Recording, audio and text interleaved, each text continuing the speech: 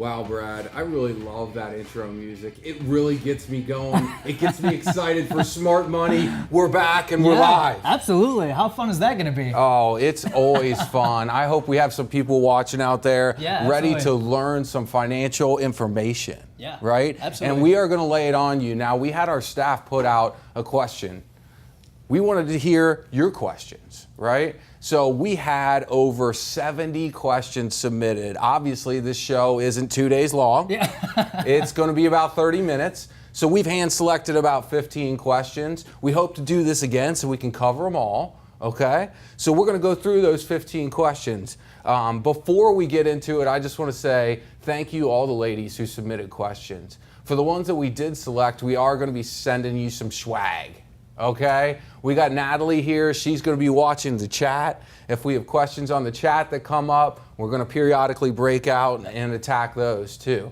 So let's get started. Yeah. You ready to rock and roll? Let's get to this. All right, first one. The question is, what are some good financial tips for my new team members? Should I help them set up a business and personal monthly budget? I want my team members to see the financial benefits of this business, but I don't want to overwhelm them right out of the gate. And that's from Aubriana. So, Brad, lay it on us. It's a great question. I think first, number one, I'm going to say teach your new consultants how to book parties. You know, when I coach and work with consultants and even in Roots Personal Finance, I think this is probably one of the number one challenges that all the consultants face is that, you know, once you get through that very first phase of booking with friends and family, all of your parties kind of go away. What's next? So I think number one, you can teach them how to do that. Remember, no parties equals no money. So there's really no financial stuff you got to teach them until you get these parties booked and they start holding really successful parties. Also, you want to, once they start holding those parties, I suggest you want to make sure that you teach them how to close their party. Okay, so one of the number one reasons that women join the business is to make money. One of the number one reasons they leave is because they don't feel like they're making any money. So make sure you're teaching them, hey, when you have that party, let me show you how you close your party so you actually see that profit and you know how much money you're going to make and bring home into your bank account. And then lastly, what do they need to make from this business in order to call it a success? You know, we all join this business, or you all join this business, and you all have different goals. So figure out what it is that you need to make. And we had a lot of questions about how much do I save? What percentage do I save? I want you to think about this a little bit different. How much money do you want to save? Then you go out and work your business so you can reach those goals. That's what I would suggest. So I guess, Brad, the answer is yes. We do want you to set a budget for them. Yeah. And you know what that budget is? How many parties do I have booked? Yep. Right? Absolutely. Second of all, utilizing our Pure Sale product to make sure that they're entering the information from the party. Because if we don't have that information, we can't arrive at that number that you actually made. Right. Close those parties out, meaning enter all the information, get to the profit. And then lastly, how does that profit build to your income goal, right? Yep. I've had one or two parties as a new consultant. You know, maybe I made $400 from the two, maybe I made $800. So what does that mean I have to do to get the income out of this business that I really want and desire, right? Absolutely. So I think that is a great first start to, you know, our new consultants. Yeah, and the only one other point I'll add is that I forgot to mention, make sure you teach them how to buy smart and build their inventory properly. I think that would be the other point I would stress. Absolutely. So when we're placing those reorders from those first couple of parties, making sure that, you know, we're spreading out those orders, we're taking advantage of daily sales, right? We have some inventory so we can maximize that profit. Yep. Right? Absolutely. Great points. Next one. Okay, the question is, I am a single mama of a little one with only pure romance as my income, no sitters to help or close family to watch her, and she isn't in full day school yet to get a part-time job.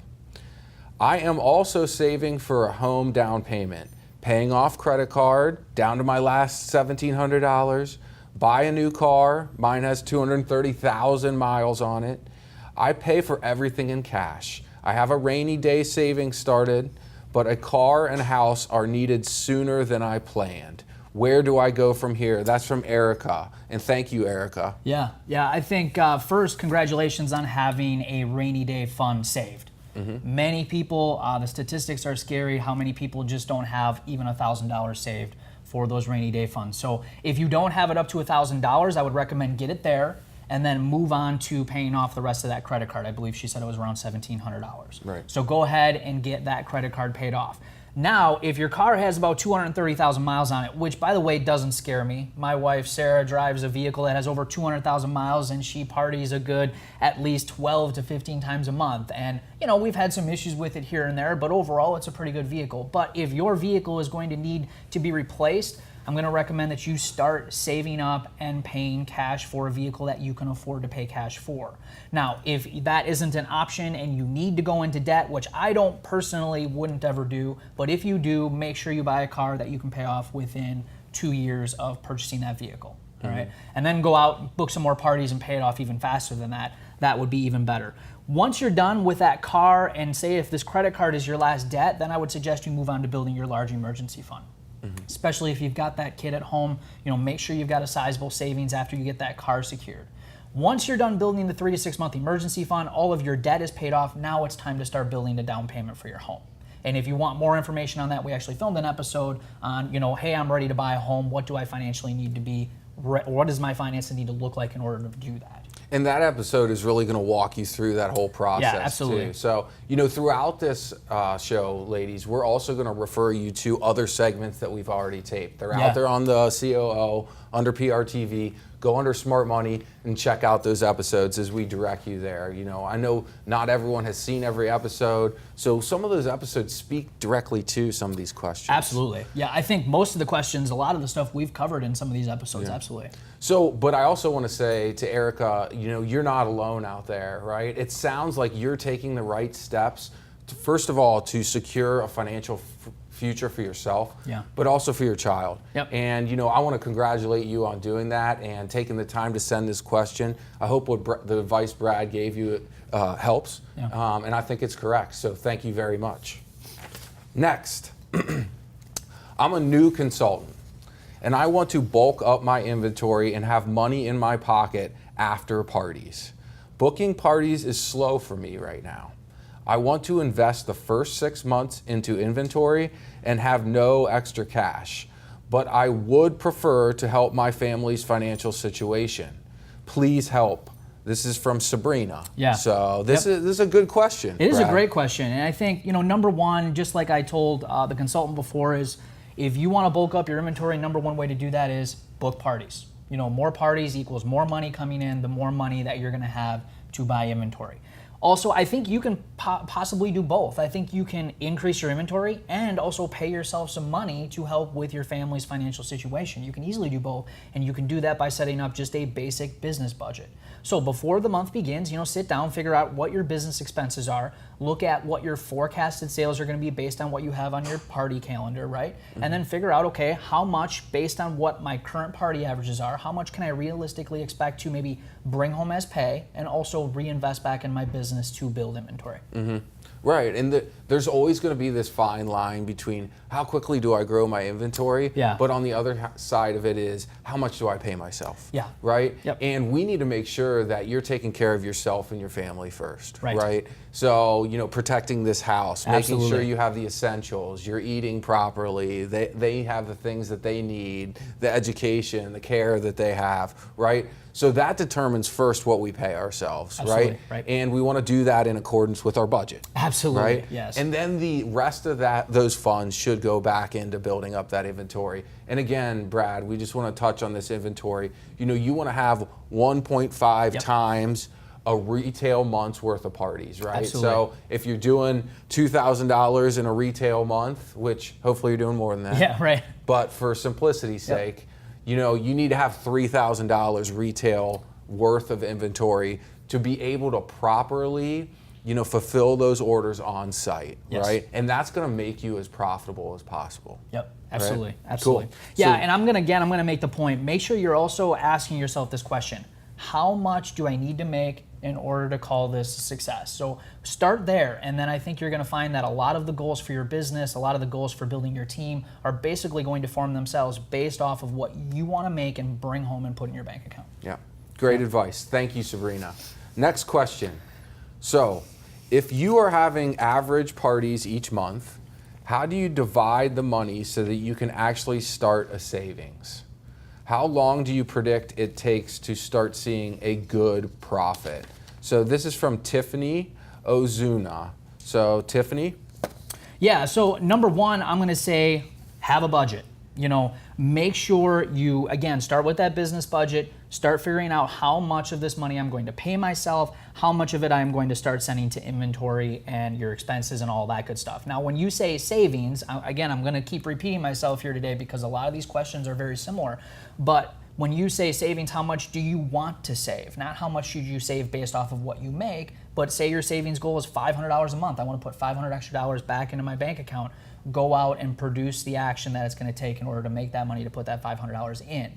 Don't make it based on a percentage of what you do every single month because that may not meet your goals. That's so true, Brad. And with many of our consultants, we're doing goal forecasts here within the finance department. And you know what? We don't start with their party schedule. Yeah. We start with the income that they want to make from this business. Yep. And we back that through. We supplement that if they have a team, and we back that all the way through to how much retail sales I need to do each month. And then we back that down based on your party average to how many parties you need to have. So, I understand your question, Tiffany, but it really should start from the end here. Yep. How much income do you want to have? Part of that's going to go in my pocket, part of that's going to go in my savings account, part of that may go to building inventory, and then from there back all the way to that retail value and figure out how many parties I need to be booking. Mm-hmm. That's where we need to focus here. Absolutely. Yep. You agree with that, Brad? Absolutely, yeah. And as far as the last question, how long do you predict that it takes to start seeing a good profit? In my personal opinion, if you're doing a good budget and you've been shown properly how to make money in this business, first party. Really, Yeah. you should be able to see somewhat of a profit. Now, what you do with that profit is up to you, but you should be able to make money off of your very first party, I believe. Yeah, absolutely. Yeah. And again, some of these questions come back to the same answers. Yeah. And this answer too hinges on that inventory, yep. right? Absolutely. If I'm going in and I have to place an order for every single party that I have, I'm not going to be as profitable as I would if I have some inventory and I can place that order when I want to. Right. On the shipping sale or on the 10% off sale, right? That's immediately going to start growing your profit. But your point is well taken, Brad. You're making good profit from party number one. Absolutely. Right? Yep. Especially if you're discounting properly, you're sticking to that 10% hostess credit and you're doing things the right way. Correct. Right? Yep. Okay, great, thank you. Next one. I am saving to buy a new car in cash and a down payment on a house at the same time. I have a good chunk saved so far, but it is more important to get one before the other. This is from Kristen Wall. Yeah. So what's more important, the new car or the down payment on a house? First, I want to say that she says she's going to do it in cash, which is music to my ears. I love that you're going to do this in cash. I think that's awesome. So it really kind of depends on the need. Obviously a car might be something you're probably going to need more so than a home, and it's probably going to be something that you're going to be able to save up for quicker and take care of that issue first, then start working on your down payment. But understand when you say, because you had mentioned new car. Now, I don't ever recommend for most people to go out and buy a new car just because hot button topic with Brad again. We did an episode on that. We did right? On car buying basics. So if you want to go check out that episode of Smart Money, we talked about car buying. And I think new cars are one of the worst investments that you can make, especially if your finances aren't in a really good spot. Remember, they're going to lose about 60 to 70% of the value in the first 4 years that you own it. It's the worst depreciating asset you can buy pretty much, or that most people do buy. So what I would recommend is pay cash, and again, buy something that you can reasonably afford to pay cash for, and if you can't, at least be able to pay it off within 2 years so that you own it outright, and then just take care of it. Once you're done with those things, then move on to saving for that down payment for the home. I think that's a good point, Brad. And I'll just say this. Look at the two assets, right? If I'm going to buy a brand new car, that half of that value is going to be gone in 2 to 3 years, right? If I'm going to save money to buy a house, I'm probably going to buy an asset that's going to, first of all, provide for my family. Absolutely. Right? And second of all, be something that may appreciate in value. Yeah, right. More than likely will, historically looking at it, Yeah, and I'm going to have something, a vehicle, not a car, a house, a vehicle to create equity Yes. for myself. Absolutely. Right? And long term, that equity is really going to drive back to your net worth and makes you in a better financial situation. Yeah. So is that basically boil it down? Absolutely. Right? Yep. I would totally agree. Hopefully we answered that one for you, Kristen. Thank you for the question. Next one. I already invested in the Inventory Advantage program. What are other ways for me to up my inventory without breaking my bank? Yeah. This is from Jessica. So Yeah, I think number one, I don't know how many parties you're currently doing, but I would suggest go out and do more parties. More parties equals more money that you're going to be able to invest into inventory. Also, you may want to when you're working on the business budget that we talked about. Okay, now we teach people how to do this in Roots of Personal Finance. We show you how to set it up. It's not very difficult. I mean, it seems like it could be this big thing, but it really isn't. It's pretty simple. But once you set up that business budget, now every month you can say, okay, based on what I think I'm going to make, based on my party schedule, I'm going to take a certain percentage more than what I normally do and invest that into the inventory, and you're going to do it intentionally rather than just at the end of the month saying, oh, I have a little of extra money, but I didn't pay myself. What should I do? You're going to have it all kind of pre-planned out before the month even begins. And then you're going to base that decision that you make based on what you actually made towards the end of the month. yeah. And in having, Brad, I think a good point to make is having a good personal financial budget is crucial to this. Yeah, absolutely. Having that 3 to 6 month savings intact, because then our business budget is not interrupted by our personal budget. Right. Right? Right. So if we can have money set aside for those emergencies so that we can run an uninterrupted business budget. And when I say uninterrupted, I mean a business budget that boils down to, here's my profit from the parties for the month. I'm going to be very specific.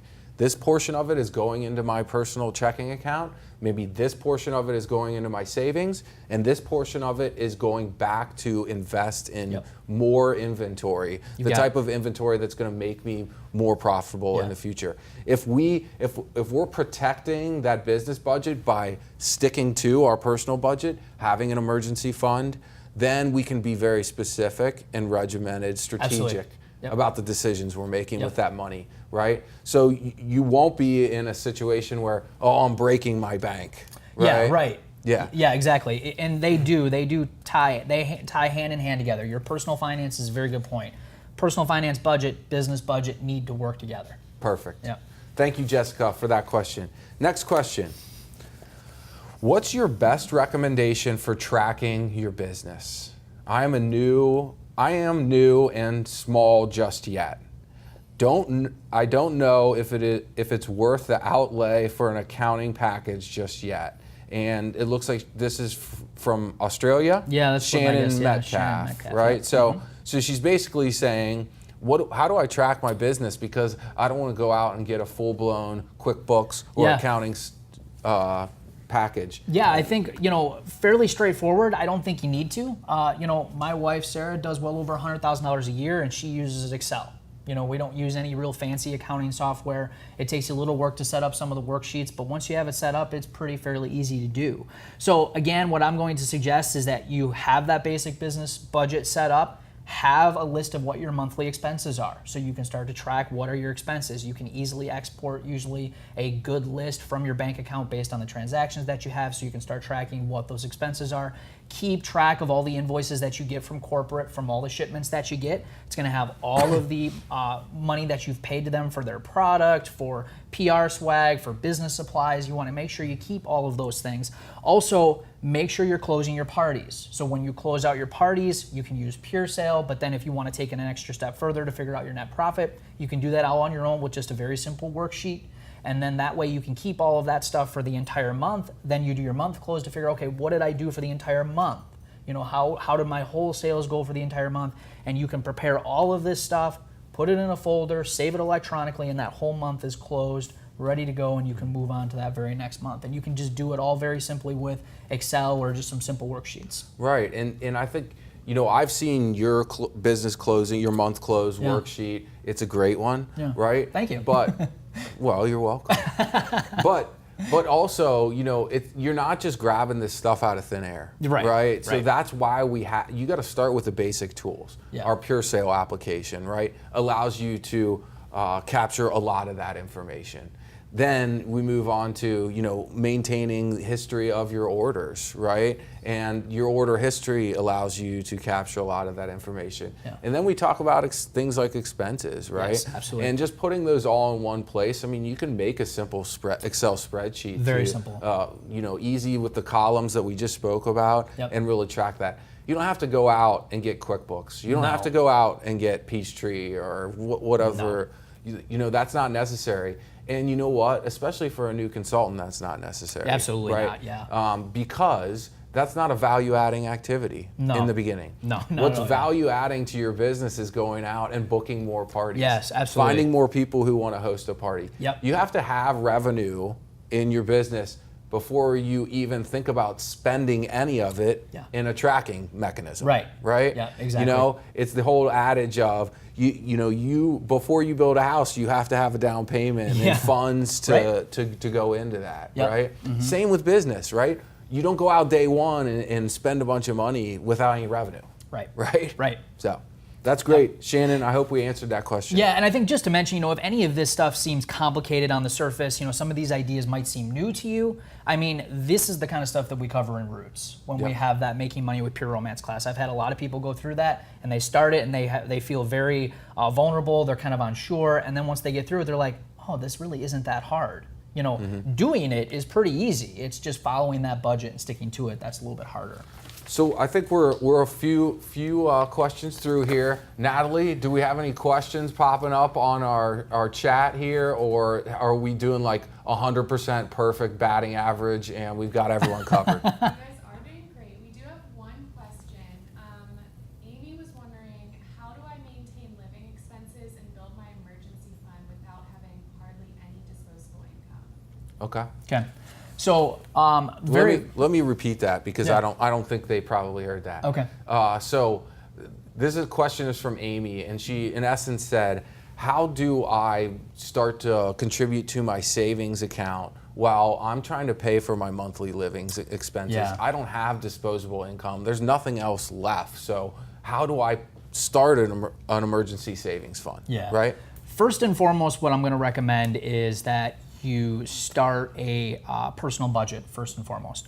Start tracking your expenses. What are you spending on a monthly basis? So go to your bank account. If you're still using credit cards, I don't know if that's the case, but go to anywhere you might be spending money. Print out those transactions and look at, okay, where am I spending money and where can I stop spending money? In most cases, and I'm not saying this is your case, but in most cases when I work with people, there's usually money out there that you're spending. It's just you aren't paying attention to it. Right. Okay, so that's a very first thing you can do. A business budget, a personal finance budget is like giving yourself a pay raise without doing any extra work, because you're going to go through and cut out a bunch of expenses that you're not necessarily needing to spend money on. Yeah. Right. So that's going to be the first thing I recommend. The next thing I'm going to recommend that you do is start figuring out ways to possibly increase your income. Is this an income issue? Now, being that you are a Pure Romance consultant, this is why I love working with Pure Romance consultants, because outside of Pure Romance, one of the number one things I offer people is, hey, go get yourself a job, go get yourself a part-time job, go find some way to make more money. And you're already doing that by being a PR consultant. So if it's an income issue where you just don't have enough money to put into savings, it's a simple solution. Let's go book some more parties. Yeah. So it's really simple math, ladies. I need to earn more than I spend. Right. Right. And if right now I'm looked at my budget and my spending is, the essentials and what I need, and I still can't put any money in my savings account, guess what? Yeah. I need to earn more money. Yeah. And that's the great part about Pure Romance, Absolutely. like we were talking about. That's awesome. Go out and book some more parties. Yeah. Figure out a way to do that. Yep. Right? Yeah. So other option real quick is you might look at possibly selling some stuff around your house. We've talked about that. We have a big, huge habit of collecting a bunch of stuff. So if you have stuff that's laying around your house you don't use, have some yard sales, get some stuff on Facebook Marketplace, get some stuff out on eBay, start making some money some other ways. Yeah, but there are definitely ways you can do it.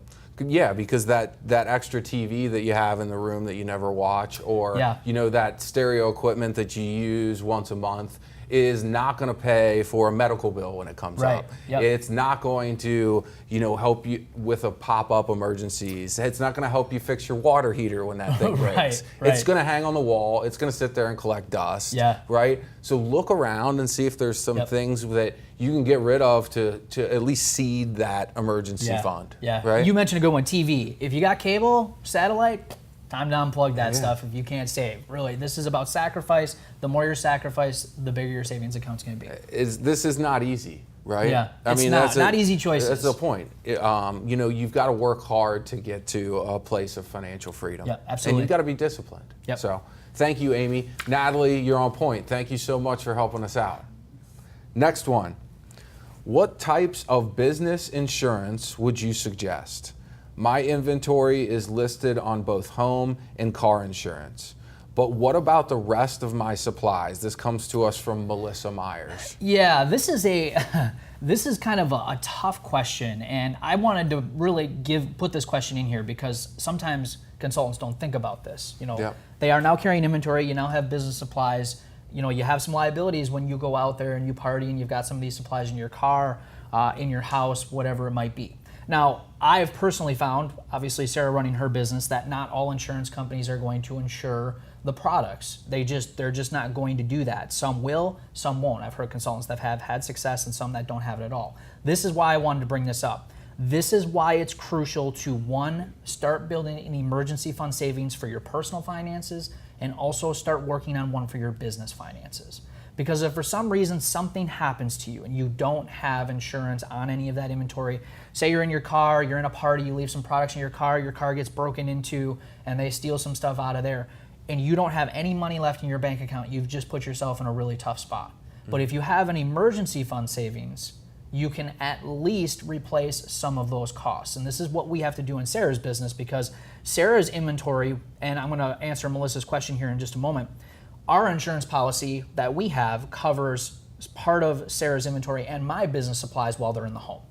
As soon as they leave the home, though, they're no longer covered. Yeah. So now that's why we have a business emergency fund for Sarah's business. If she ended up lose $2,000 worth of product, we could easily replace it. Is it going to be fun? No, but we can easily do it, right? So the key is when you're talking to your insurance company, make sure you are going through with a fine-tooth comb and you're explaining everything you do in your business. Because if you just assume, keep in mind, insurance companies don't want to pay you out. That's how they make money. Right, that's how they make money. They don't want to pay you out if you have a claim. So they're going to look for anything. So make sure you tell your agent exactly, hey, this is the business I'm in. This is where the inventory sits here. Then I leave to go do parties and it gets transferred here. So they understand exactly what needs to be insured and where and what's not insured, and as long as you understand that. So if you can't cover those things or the insurance company doesn't cover those things, you can cover them yourselves by becoming quote unquote self-insured. Yeah, and at least on a monthly basis being able to say what was actually in your inventory, right? Yeah, Because right. they're gonna want that documentation. Absolutely. And I think you made a great point too, Brad, when you say, we have this insurance, but if something happens, trying to get the money is not going to be fun. And the reason why you're saying that is there's quite a process involved in making those claims, submitting the documentation. So that's even where your business savings can come up crucial, because you may be insured and you may end up getting all that money back for whatever catastrophe happened. But there's going to be a point in time between that event and when you actually get those funds. Yeah. Do you agree with that? Yep, absolutely. Yeah. And and there's another point I can make too. But as far as to answer Melissa's question, what I would do is reach out to your agent, call them, and just ask them and say, hey, this is what I currently have. I also have business supplies. Can you cover those as well? And just they're probably going to want, okay, what's the value of those items? And then they'll basically just add it on another line item to your homeowner's insurance policy, or if you're renting, to your renter's policy. That's what we had to do. Great. Yep. Great. So it really just asks the right questions, right? Yeah, absolutely. So, all right, next one. Knowing what you know now about finance, what is one thing you would tell your old self when it came to saving for retirement? And this is coming from Debbie. Yeah. First, I would roll up my sleeve and slap myself right in the face. Be nice to yourself, Brad. I don't want you beating yourself up. Oh, but seriously, I look back over the years of being, in my 20s and even into my early 30s, and it's like I just made some very, very poor financial decisions. But the good news is that I'm here now, and now I get to help people better their financial lives, and we're out of all of that. But I look at all of the time that was wasted. So here's what I'm going to tell you. I've never talked to an older person, and even myself, that said, I wish I would have started saving later. Yeah. What do they say? No, I wish I would have gotten my act together, and I wish I would have started doing this sooner, because now they have to live with all those choices that they've made all those years, and they're realizing that, wow, my retirement isn't going to be nearly what I wanted it to be because they didn't take the time and intentionally work on their finances. Yeah. So that's what I would go back and tell myself. Yep. Yeah.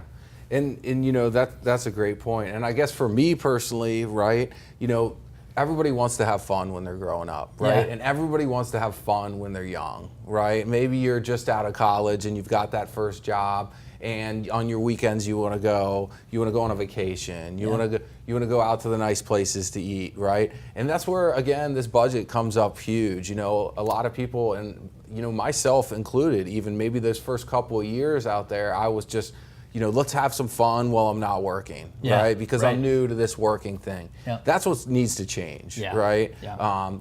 That's why we do this show, ladies. Smart Money is like to get that word out there earlier. Yep. The earlier you start, the better. Yes. The more strategic you are about your budget and your savings, the better off you're going to be in the long run. Yeah. Yep. I mean, honestly, looking at the retirement statistics that I know now, if I would have started doing this at 18, at 38, 20 years later, I would probably, not kidding, if I didn't have any debt, I would be probably easily a millionaire in 20 years. I mean, saving all your money and putting all that money, you could easily do that in 20 years from 18 to 38. And that's what I lost out on. So make sure you're not doing it. Start working on your finances today. The sooner the better. Well, I never wish anyone ill will, Brad, but I'm glad that you're here with me today and that you're not retired. I appreciate that. Thank you. All right, so next question. What is the best way to do a budget? Pen and paper or an app? And this comes from Cassie Patzer. So thank you, Cassie. Yeah, that's a great question. So first and foremost, before we get to the pen and paper or the app, what I would say is, first add up all of your expenses. So again, like I mentioned earlier, print out your bank statements, go out and print up your credit card statements if you're still using those, and figure out what it is that you're spending your money on. Start with your very first budget. And my warning to you is that it's going to be messy. Okay, it's not going to be easy at first. It's going to be kind of like riding a bike for the very first time, but write down everything. Then go back through the budget and figure out, okay, what is the stuff do I actually don't need to be spending any more money on? So right now, we're right at the end of June. I want you to start working on July today. Okay, don't let July start happening and then you start doing a business budget after the 4th of July and all those mattress sales get over, right? We want to make sure we have a plan before the month begins, before that money comes in. So make sure you list all of those expenses, and then you're going to go through and list your total income at the very top of the page and spend every single dollar on paper and on purpose. Every single dollar. So even if some of that money is going to go to savings, you're going to call it savings. If it's going to go to pay off extra more on your credit card or your debt, you're going to call it that. But we're not going to have extra money because extra money gets spent, and typically on impulse spending, right? Yeah, and I guess as far as the pen and paper or app question goes, I was always a big fan of, I wrote my notes in school and I wrote that stuff down, right? And you know what, for me, that helped ingrain it into my mind. Absolutely. Better, right? And I think the same is true for when you're first delving into your financial situation. Yep. I I think actually you writing it down and putting it on paper is much different than you having an app and just keying numbers in, and it just doesn't mean as much. You don't get the understanding. Maybe they're doing calculations in that app that you don't understand, right? That's why I think the worksheet and understanding what's going on there is crucial to you understanding what you need to do going forward. Totally agree. Do you agree with that? Yeah, absolutely. When you're first starting, I know that we're in a technological era, where everything is done on your phones or an iPad or a computer. I personally recommend don't go that direction. I would say do what Chris does and write everything down. And I think it was Brian Tracy who talks about in his goal setting, and they have actually scientifically proven that when you do write stuff down, it actually does get committed more to your memory than, say, typing it into a phone. Yeah. And, once you get better, and again, it takes a good 6 months to get really good, even a year up to some point to get really good at this stuff. If you want to move over to a budget, or an app, because that's what I do now, being that I just know what I'm doing. I just know it every month. I just update the app. I no longer have to have that behavior of sitting down and intentionally doing it any longer. You can move over to an app, absolutely. But yes, I would definitely start with the pen and paper for sure. Yeah. Yep. Great advice. Okay, let's hit the next question, shall we? Yeah. All right. When you're full-time and need your party money, plus your override to pay bills, how do you put money into savings? I think this is, similar to another question that we already hit. Exactly. So Yeah, we just had from Julie. Yeah, we had the chat. Very same thing. If you're not having enough income to save and either pay extra on your debt, a simple solution is you have to cut your expenses. That's one choice, or increase your income. Or I would rather you do both. Right. Go ahead and do both of those things. Go through, slash your budget, and then go out there and put some more hours in and work your business. Yeah. Yep. Yeah, I mean, it's working on this problem from both angles, Yeah. right? If your income's here and your expenses are here and you just raise your income, that's great, but we want you to lower your expenses too, Yeah. right? Because that delta is now for your savings. Correct. Yeah. The key is, again, have a budget though, because I find all too often, people think the solution is, well, I just have to go make more money. Also, you have to have a plan. Because if you make more money, most people tend to just spend more of it without a plan. So make sure you've got that written plan, that written budget of how you're going to use that money first and foremost. Yep. Or as Biggie would say, more money, more problems. All right. So that one was for Kayla Frazier, by the way. I Right. did not ask Chris Posler to say that. I'll mention that I was texting Kayla Frazier. She's in our Roots class, and we were talking back and forth, and she actually just said that comment: Wow. more money, more problems. Well, I'm sure that'll get replayed. All right, so how can I start budgeting, decrease debt, put away savings, and improve my credit score on a single mom income while working PR part-time? So this is from Hope Mahoney. Yeah, I think here's going to be my simple answers, because that's a lot of stuff you're asking to do. So first and foremost, you have this awesome show called Smart Money, and we cover a lot of these topics. So take some time and invest time into watching these shows. We also have a very free course now through Balance Sense called Life Without Payments, all right? So some of you have heard me talk at National Training World Conference. I've basically taken that talk, added a couple things in, and I now offer that as a free course to people who come to our website. They can log in, just sign up with your email, and you'll have some great information there. Third, which is probably even the best option, is join Roots of Personal Finance, because we cover all of these things. Every single thing you mentioned are the things that we're going to go through, and when you come out on the other side, you're going to be amazed at how different you're going to start looking at your money and the success that you're going to be able to have with it. And we've got a new format for Roots of Personal Finance, right? Yeah, And $35 a month. Yeah. Ongoing. It's like a gym membership for your finances. Cancel whenever you want. Cancel whenever you Right. want, and you can stay as long as you need us, and you get group coaching every single week. We still have the Making Money with Pure Romance class, and we're still going to have live meetups for Pure Romance consultants to talk about these business finance topics that we've been talking about here today.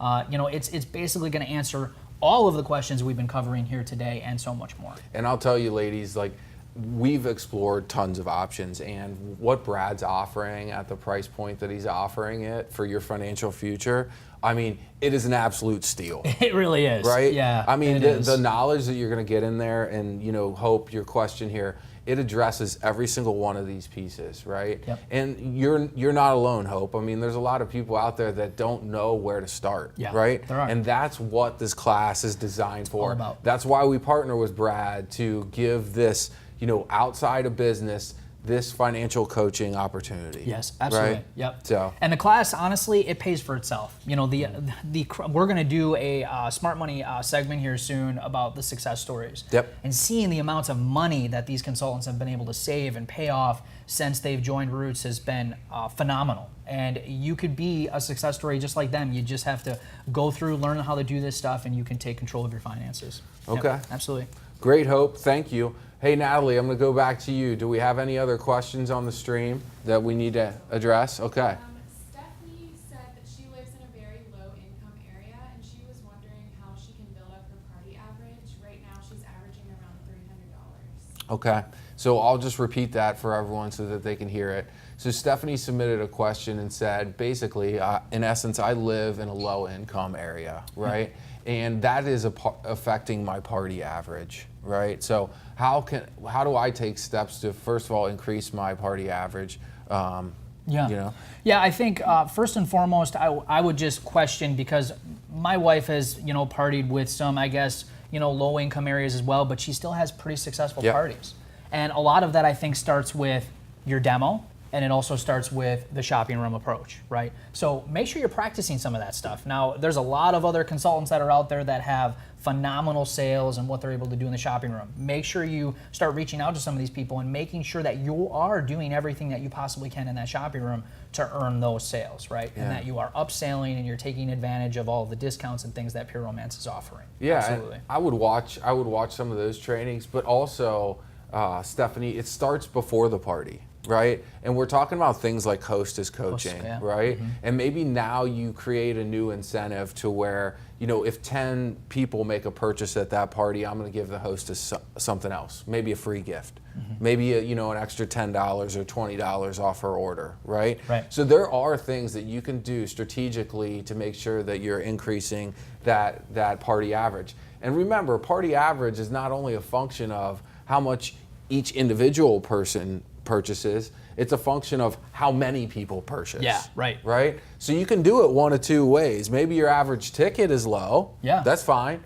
But if you have 12 of them in a let's get more party, people. it's still a good party average, Absolutely. right? So there's two ways to kind of do it there. Yeah, absolutely. The other thing is too, if it truly is a geographical area issue, maybe just be willing to travel a little bit more. Yeah. I'm shocked. I'm surprised by how many consultants, they travel quite a ways for some of these parties. And that might be something that you might have to add in to your party schedule, is just going a little bit further, maybe outside of that area, to where you can maybe get into some areas that are going to provide better sales. And those ladies who are doing that traveling are planning that out too, right? They're getting a full booking, mapping out their path for that travel, being strategic of, if I am getting an overnight room, making sure that I'm getting one at the best possible rate. Right. And, kind of doing the math of like, what do I expect to make from this trip? Yes. Right? And it's got to be worth it for you. Right. So if you have the parties lined up and you can plan that trip out, plan accommodations,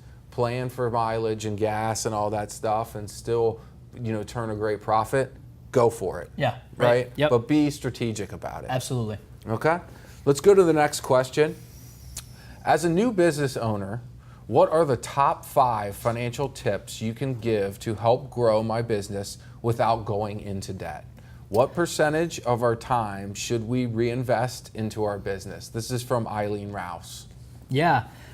Number 1, I'm going to say book parties. And when you book those parties, make sure you rock those parties. All right? Because, here's one of the things that I see is a real, trouble spot for newer consultants is consistency. Right? You may have a couple of parties as you first start, but then you kind of stagnate out and it goes, maybe 4 to 6 weeks before your next one. So what I want to ask you is, what are you doing between that last party and that next party to make sure that that next party is kind of like your Super Bowl party, where it's your coming out party, like you're going to go out there, you're going to rock it, and not only rock it, but then you're also going to come away with 3 or 4 more parties because you gave such a good time to those ladies that joined.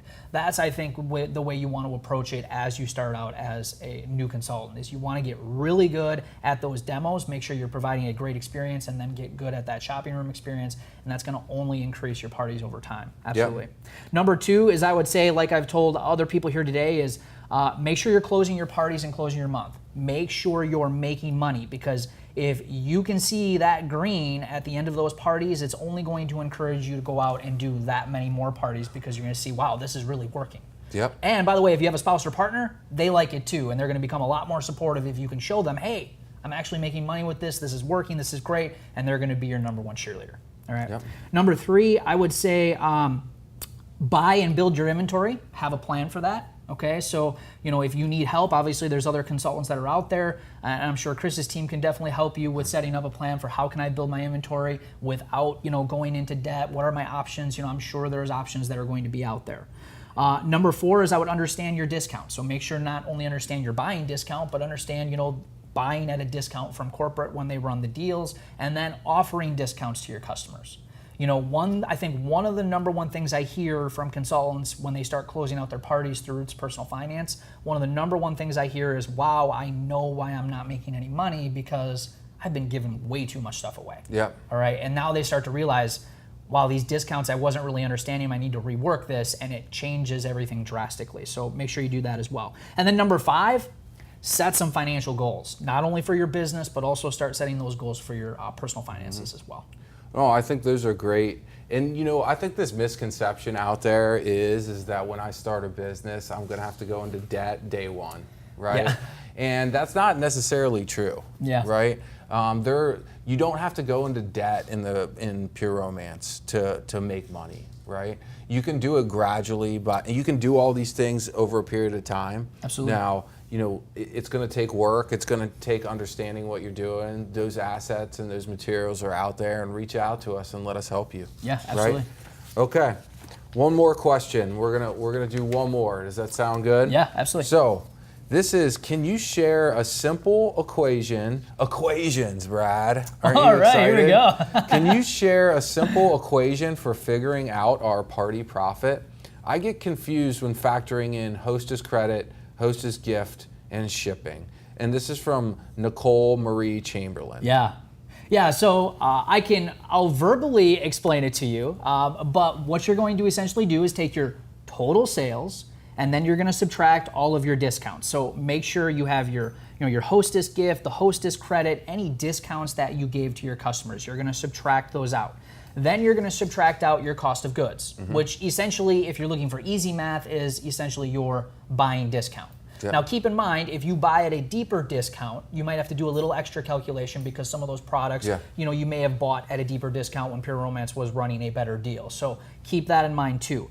Then the all-important business expenses that many consultants tend to forget about. So not only expenses for that particular party, but also don't forget those monthly expenses. So, some monthly expenses might be, like Sarah uses stamps.com.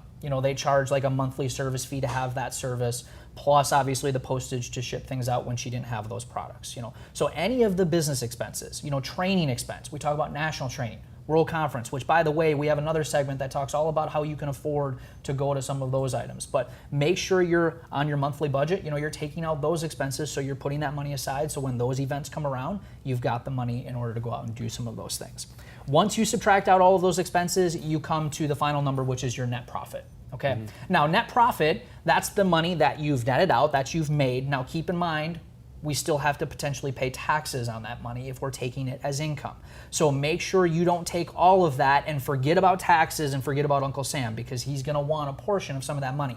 That's where your tax professional is going to come in, and we had a lot of tax questions here today.